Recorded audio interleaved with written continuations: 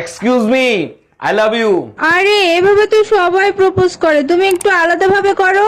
আচ্ছা, I love I love you too, I love you too. আচ্ছা, আমাকে কি কখনো তোমার মনে পড়ে না? হ্যাঁ পরে তো, যখনই আমি চা বানাই তখনই তোমার কথা মনে পড়ে। আচ্ছা, চা বানাতে গেলেই আমার কথা কেন মনে পড়ে? কারণ তখন আমি পুতা দিয়ে আদা সেচি। ও আচ্ছা।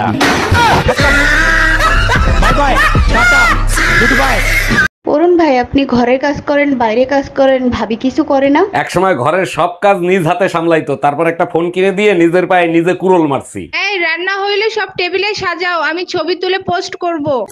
हम इसका पति है, हमको सिर्फ फांसी का सजा चाहिए।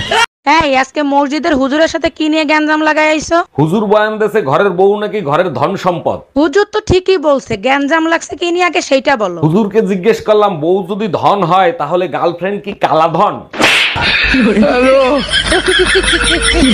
আসসালামু আলাইকুম ভাবি, ঈদ মোবারক। আসেন ভাবি, ঈদের কোলাকুলি করি। ওয়ালাইকুম আসসালাম ভাই, ঈদ মোবারক। আপনার ভাই যে বাসায় আছে সেই খবর কি আপনি জানেন? আসেন ভাই, আগে আমার সাথে কোলাকুলি করেন, তারপরে আপনার ভাবির সাথে কোলাকুলি করেন।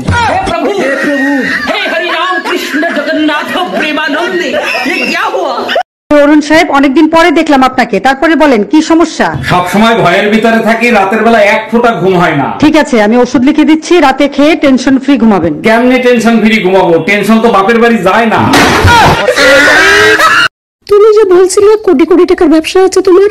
আরে কোটি কোটি টাকার বলি নাই, কটকটির বলছিলাম।